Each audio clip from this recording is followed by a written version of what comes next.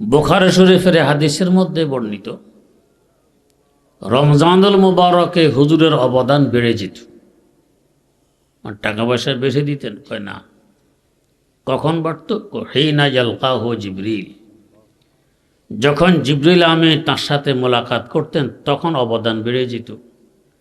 তার অর্থ কি এটা যে জিবরিল আমিনকে দেখায় দেখায় বেশি দান করতেন? কয় না। সেটা কি? রমজানের প্রত্যেক রাত্রিতে জিবরিল আমিন আলাইহিস সালাম তাশরীফ আনতেন। আনার পরে কি করতেন? ইউদারিসুহুল কোরআন। একবার জিবরিল আমিন আলাইহিস সালাম কোরআনে কারীম তেলাওয়াত করতেন, শাহেদ আলম সাল্লাল্লাহু আলাইহি ওয়াসাল্লাম শুনতেন। আবার রাসূল আকরাম সাল্লাল্লাহু আলাইহি ওয়াসাল্লাম তেলাওয়াত করতেন, ফেরেশতাকুলের সরদার জিবরিল আমিন আলাইহিস সালাম শুনতেন। এক তো রমজানুল মুবারকের আনওয়ার ও বারাকাত, দ্বিতীয়ত আসতেন রাত্রে। রমজানের রাতের ফজিলত অনেক বেড়ে যায়, এর আনওয়ার ও বারাকাত। তৃতীয়ত ফেরেশতাকুলের আগমন, কত আনওয়ার ও বারাকাত। প্রধানমন্ত্রী যদি আপনাদের এলাকায় আসে, আসার আগ দিয়ে রাস্তাঘাট কার্পেটিং করা একবারে ফিটফাট, জঙ্গল মঙ্গল সব সাফ করা পরিষ্কার। তো ফেরেশতাকুলের সর্দার আসতেছেন, কি পরিমাণ আনওয়ার ও বারাকাত সাথে আসবে। চতুর্থত তাঁর তেলাওয়াত, ফেরেশতাকুলের সর্দারের জবানে তেলাওয়াত, কত বরকত হবে। পঞ্চমত দো জাহানের বাদশাহ সাল্লাল্লাহু আলাইহি ওয়াসাল্লামের সুনা, কেমন বরকত হবে। ষষ্ঠত রাসূল আকরাম সাল্লাল্লাহু আলাইহি ওয়াসাল্লামের তেলাওয়াত, কি পরিমাণ আনওয়ার ও বারাকাত নাজিল হবে। সবচেয়ে বড় বংশ কুরাইশ বংশ। কুরাইশ বংশের যত শাখা আছে এর মধ্যে সবচেয়ে শরীফ ও ভদ্রতম শাখা হাশেমি শাখা। হাশেমি শাখার যত প্রশাখা আছে তার মধ্যে সবচেয়ে উত্তমতম প্রশাখা হলো মুত্তালিবী শাখা। ওই শাখাতে জন্মগ্রহণ করেন হযরত রাসূলুল্লাহ সাল্লাল্লাহু আলাইহি ওয়াসাল্লাম। दिल मेरा तस्खीरों के या एक अरबी ने, दिल मेरा तस्खीरों के या एक अरबी ने, मक्की मदनी हाशमी ओ मुत्तलिबी ने, मक्की मदनी हाशमी ओ मुत्तलिबी ने। তো বংশের কারণে যদি কাউকে ভালোবাসতে হয় তার সবচেয়ে বড় হকদার রাসূলুল্লাহ সাল্লাল্লাহু আলাইহি ওয়াসাল্লাম, তাকে বেশি ভালোবাসতে হবে। 2 নম্বর, অবদানের কারণে মানুষ ভালোবাসে। আমার উপরে একজনের অনেক অবদান, অটোমেটিক তার জন্য আমার ভালোবাসা আসবে। বুখারী শরীফে হাদিস বর্ণিত, হযরত ইবনে আব্বাস রাদিয়াল্লাহু তাআলা আনহুমা বলেন, কানা রাসূলুল্লাহ সাল্লাল্লাহু আলাইহি ওয়াসাল্লাম আজওয়াদান নাস। হযরত আদম আলাইহিস সালাম থেকে নিয়ে কিয়ামত পর্যন্ত যত মানুষ এসেছে এবং আসবে, সকল মানুষের মধ্যে সবচেয়ে বেশি অবদান রেখেছে মাখলুকের উপর রাসূল আকরাম সাল্লাল্লাহু আলাইহি ওয়াসাল্লাম। শুধু আমাদের উপর যে তা নয়, সকল মাখলুকের উপর। কেউ হয়তো বলবেন, এখন আমরা দেখি এক এক শিল্পপতি কোটি কোটি টাকা দান করে ফেলে, হুজুরের সারা জীবনের দান একত্রিত করলেও তো এত টাকা হবে না, তো বেশি অবদান কিভাবে হইল? এর 2টি জবাব। একটি জবাব তো হলো অবদান বেশি না কম এটা অঙ্ক দিয়ে বলা যায় না, এটা বলা যায় তুলনা দিয়ে। যেমন আপনার পকেটে আছে 1 লাখ টাকা, আপনি 1000 টাকা দান করেছেন। আমার পকেটে আছে 100 টাকা, আমি 50 টাকা দান করেছি। অঙ্কের দিক দিয়ে আপনার দান বেশি 1000, আমার কম 50 টাকা। তুলনা করলে আপনার পুরা সম্পদের 100 ভাগের 1 ভাগ দান করেছেন। ছিল 1 লাখ, দান করেছেন 1000, 100 ভাগের 1 ভাগ। আর আমার সম্পদের আমি 2 ভাগের 1 ভাগ দান করে দিয়েছি। ছিল 100, দান করেছি 50। তো তুলনা হিসাবে আমারটা বেশি, এটাই হলো আসল বেশি। তো এই যে কয়েক হাজার কোটি টাকা মানুষে দান করে, কয়েক লাখ কোটি তার কাছে এখনো আছে। রাসূল আকরাম সাল্লাল্লাহু আলাইহি ওয়াসাল্লাম তো 1 পয়সারও মিরাস রেখে যাননি, সবই দান করে গেছেন। এই হিসাবে তাঁরই অবদান বেশি। দ্বিতীয়ত, এক প্রকার অবদান হলো বাহ্যিক, দেখা যায়, জাহিরি অবদান। আরেক প্রকার অবদান হলো মানবী, অনদেখা, দেখা যায় না। বাস্তব অবদান মানবী, যেটা দেখা যায় না, যেটা ওইটা। এখনকার কোনো শিল্পপতি কোটি কোটি টাকা দান করে, এটা হলো বাহ্যিক দান, দেখা যায়, জাহিরি দান। রাসূল আকরাম সাল্লাল্লাহু আলাইহি ওয়াসাল্লামের বাস্তব অবদান হলো মানবী, অনদেখা। তা কিভাবে? বুখারী শরীফের হাদিসের মধ্যে বর্ণিত, রমজানুল মুবারকে হুজুরের অবদান বেড়ে যেত। আর টাকা পয়সা বেশি দিতেন? কয় না। কখন বাড়ত? হিনা ইয়ালকাহু জিবরিল, যখন জিবরিল আমিন তার সাথে মোলাকাত করতেন তখন অবদান বেড়ে যেত। তার অর্থ কি এটা যে জিবরিল আমিনকে দেখায় দেখায় বেশি দান করতেন? কয় না। সেটা কি? রমজানের প্রত্যেক রাত্রিতে জিবরিল আমিন আলাইহিস সালাম তাশরীফ আনতেন। আনার পরে কি করতেন? ইউদারিসুহুল কোরআন। একবার জিবরিল আমিন আলাইহিস সালাম কোরআনে কারীম তেলাওয়াত করতেন, শাহেদ ও আলম সাল্লাল্লাহু আলাইহি ওয়াসাল্লাম শুনতেন। আবার রাসূল আকরাম সাল্লাল্লাহু আলাইহি ওয়াসাল্লাম তেলাওয়াত করতেন, ফেরেশতাকুলের সরদার জিবরিল আমিন আলাইহিস সালাম শুনতেন। এক তো রমজানুল মুবারকের আনওয়ার ও বারাকাত, দ্বিতীয়ত আসতেন রাত্রে। রমজানের রাতের ফজিলত অনেক বেড়ে যায়, এর আনওয়ার ও বারাকাত। তৃতীয়ত ফেরেশতাকুলের আগমন, কত আনওয়ার ও বারাকাত। প্রধানমন্ত্রী যদি আপনাদের এলাকায় আসে, আসার আগ দিয়ে রাস্তাঘাট কার্পেটিং করা, একবারে ফিটফাট, জঙ্গল মঙ্গল সব সাফ করা, পরিষ্কার।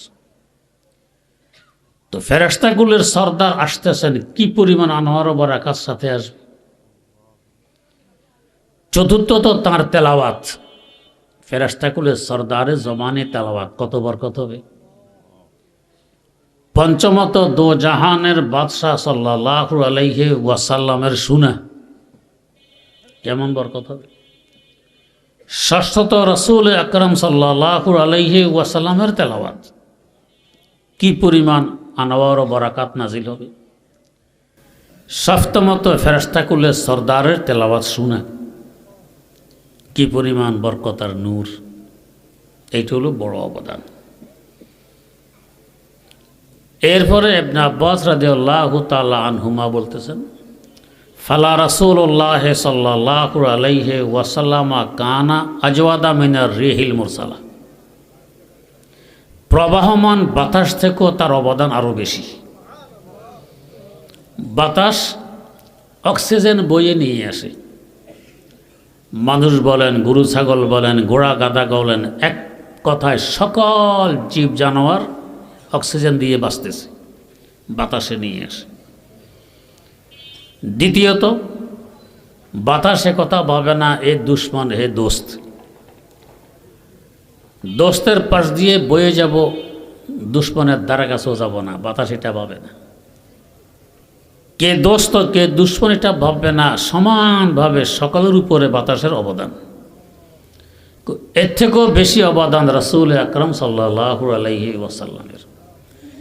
দোস্ত দুশ্মনের তেমন ভেদাভেদ নেই, অবদান। চিন্তা করুন, মক্কায়ে মুকাররমা তার জন্মস্থান, জন্মস্থানের প্রতি কেমন মায়া মহব্বত, রুচি যদি ঠিক থাকে তো সে বোঝে। বিশেষ করে যারা বিদেশ থেকে আসছেন তারা ভালো করে টের পান জন্মস্থানের মহব্বত কেমন। তৃতীয়ত 52 বছরের বাসস্থান, বাসস্থানের প্রতি মহব্বত কি পরিমাণ। আমরা যে হোস্টেলের থেকে লেখাপড়া করেছি, যখন আদেশ আসতো এই হোস্টেল ছেড়ে অমুক হোস্টেলে চলে যাও, জানি যে ওইটা বিলাসবহুল, আরামদায়ক বেশি, নবনির্মিত হোস্টেল, এটা পুরানো। এরপর আমরা দরখাস্ত পর্যন্ত দিয়েছি যে আমাদেরকে আগের হোস্টেলেই থাকার অনুমতি দেয়া হোক। কেন? কিছুদিন থাকার কারণে এটা ইটপাটকেল দরদ দিওয়ারের সাথে মহব্বত জন্ম নিয়েছে। আমাদের দাওরার বছর জামিয়া কুরআনিয়া লালবাগ থেকে আমরা চলে আসব, আর থাকা যাবে না। এক সাথী দেখি মাদ্রাসার ওয়ালের পাশে চুপচাপ দাঁড়াইয়ে কি যেন করতেছে। কি করতেছে? গিয়ে দেখে তার আঙ্গুল কেটে রক্ত দিয়ে লিখতেছে, হে জামেরা, তোমার ভালোবাসা বুলার নয়। আঙ্গুল কেটে রক্ত দিয়ে। অথচ জামেয়া তার জন্মস্থান নয়, বাসস্থান কিছুদিনের। এরপরও এই পরিমাণ মহব্বত আর ভালোবাসা। হুজুর সাল্লাল্লাহু আলাইহি ওয়াসাল্লাম দীর্ঘ 52 বছর এখানে বসবাস করলেন। তৃতীয়ত তার সকল আত্মীয় স্বজনেরা এখানে আছে। চতুর্থত সৃষ্টি জগতের শ্রেষ্ঠতম ফজিলতপূর্ণ জায়গা। অন্য জায়গার তুলনায় এই জায়গার ফজিলত 1,00,000 গুণ বেশি। কি পরিমাণ মহব্বত আর ভালোবাসা জায়গার জন্য হবে চিন্তা করুন। কিন্তু মক্কায় মুকাররমার অধিবাসী কাফের মুশরিকরা তাকে এখানে থাকতে দিল না। বাধ্য হয়ে তিনি এই ফজিলতপূর্ণ জায়গা, জন্মস্থান, বাসস্থান ত্যাগ করে চলে যাচ্ছেন। আবার যে ফিরে আসবেন আশাও তো নেই। যাচ্ছেন তাও রাতের অন্ধকারে। শেষবারের মতো যে একটু দেখে যাবেন তাও তো সম্ভব হয়নি। যারা বিদেশ যায় জানে যে আমি কিছুদিন পরে আবার ফিরে আসব। এরপরও যাওয়ার সময় বারবার ফিরে ফিরে বাড়ির দিকে তাকায়, চোখের পানি ছেড়ে দেয়। মনে হয় যেন বাইরের গাছগাছালি লতা পাতা পর্যন্ত আকর্ষণ করতেছে, আমাদের ছেড়ে তুমি কোথায় চলে যাচ্ছ, তুমি যেও না। কলিজা যেন ছিঁড়ে যায়। হুজুরের তাও সম্ভব হয়নি, রাতের অন্ধকার, ওই যুগে কারেন্ট তো ছিল না। আবেগ সামলাইতে না পেরে এক মুষ্টি মাটি হাতে তুলে চোখের সামনে আনলেন, একটুনি দেখা যায়। ওই মাটিকে সম্বোধন করে বলতেছেন, ও জন্মভূমির মাটি, তোর সাথে আমার কি মহব্বত ভালোবাসা এই মুহূর্তে ব্যক্ত করার ভাষা আমার কাছে নেই। যদি তোর বাসিন্দারা আমাকে তোকে ছেড়ে দূরে চলে যেতে বাধ্য না করতো, আমি কখনো তোকে ছেড়ে দূরে যেতাম না। আল্লাহ পাক যদি কখনো তৌফিক দেন, আমি আবার তোর বুকে ফিরে আসার চেষ্টা করব। কেমন মহব্বত ভালোবাসা। চলে গেলেন 450 কিলোমিটার দূর মদিনায় মুনাওয়ারায়। সেখানে আরো সাহাবায়ে কেরাম হিজরত করলেন। আবহাওয়া তাদের অনুকূলে ছিল না। সিদ্দিক আকবর হযরত আবু বকর রাদিয়াল্লাহু তাআলা আনহু অসুস্থ হয়ে পড়লেন, জীবনের আশা ছেড়ে দিলেন। বলতেছিলেন, ওয়াল মাউতু আদনা মিন শারাকে নাআলিহি, আমার মওত আমার জুতোর পিতা থেকেও কাছে ঘনিয়ে গেছে, মানে আর বাঁচব না। সৈয়দনা হযরত বেলাল হাবশী রাদিয়াল্লাহু তাআলা আনহু অসুস্থ, জ্বর। মা আয়েশা সিদ্দিকা রাদিয়াল্লাহু আনহা তাকে দেখতে আসলেন। দেখেন যে এত প্রচণ্ড জ্বর, জ্বরের তাড়নায় তিনি বেহুশ। মাঝে মধ্যে 1-8 মিনিটের জন্য হুঁশ আসে। এই 1-8 মিনিটও তার বাসস্থান মক্কায় মুকাররমাকে স্মরণ করে তিনি কবিতা পড়েন। কবিতাগুলো বুখারী শরীফে উল্লেখ আছে। আল্লাহ আল্লাহ তাশরি হাল আবিতান লাইলাতান, আল্লাহ আল্লাহ তাশরি হাল আবিতান লাইলাতান বিওয়াদিন ওয়া হাওলাইহি ইজখিরি ওয়া জালিলো ওয়াহাল আরিদান ইয়াউমাম মিয়াহা মাজিন্নাতিন ওয়াহাল ইয়াবদুয়ান লিশামাতুন ওয়া তাফিলু ওয়াহাল ইয়াবদুয়ান লিশামাতুন ওয়া তাফিলু। হায় আফসোস, আমার কি জানা আছে আমি একটি রাত ওই ময়দানে যাপন করতে পারবো যে ময়দানে ইজকির এবং জালিল নামক ঘাস উদিত হয়, যে ময়দানে আমি আমার ওট বকরি চড়াইতাম, যে ময়দানের পাশে মাজিন্না নামক একটি কূপ যেখান থেকে পানি তুলে আমি পান করতাম, আমার ওট বকরিকে পান করাইতাম, যে ময়দানের দুই পাশে আকাশচুম্বী শামা এবং তাফিল নামক দুইটি পাহাড় দণ্ডায়মান, এই ময়দানে একটি রাত যাপন করা কি আমার ভাগ্যে জুটবে? কেমন মহব্বত! হযরতে আয়েশা সিদ্দিকা রাদিয়াল্লাহু আনহা চিত্র দরবারে নবুয়তে তুলে ধরলেন। হুজুর হাত তুললেন, আল্লাহুম্মা হাব্বিব ইলাইনাল মাদিনাতা কা হুব্বিনা মাক্কাতা আও আসাদ্দা হুব্বা। ও আল্লাহ, মক্কায় মুকাররমার মহব্বত আমাদের অন্তরে যেভাবে ঘর করে বসে আছে, মেহরবানি করে মদিনায় মুনাওয়ারার মহব্বত এরকম আমাদের অন্তরে বসাইয়ে দাও, বরং এর থেকে মদিনার মহব্বত আরও বাড়িয়ে দাও। এরপর থেকে মদিনার আবহাওয়া অনুকূলে আসলো, আজকালও অনুকূলে আসে, ইনশাআল্লাহ কিয়ামত পর্যন্ত অনুকূলে থাকবে। 2 বছর পর তিনি আবার রওনা করলেন, মাতৃভূমির জিয়ারত করবেন, উমরা করবেন। 429 কিলোমিটার রাস্তা অতিক্রম করে হুদায়বিয়া নামক স্থানে এসে পৌঁছলেন। আর মাত্র 21 কিলোমিটার বাকি, এরপরে মাতৃভূমির জিয়ারত হবে, উমরা করবেন। মক্কার মুশরিকরা এখানে এসে বাধা দিল, সামনে যেতে দিল না। বাধ্য হয়ে আবার 429 কিলোমিটার রাস্তা অতিক্রম করে মদিনায় ফিরে আসলেন। শুনতে তো সহজ শোনায়, 1500 বছর আগের কথা, কিসের রাস্তা, কিসের কি? পানির নাম নিশানা নেই, ছায়ার নামগন্ধ নেই। নসিব ফেরাজ, একবার পাহাড়ে ওঠো আবার নিচে নামো, এইভাবে রাস্তা অতিক্রম করা। আর আরবের রৌদ্র আর আগুনে তেমন ব্যবধান নেই,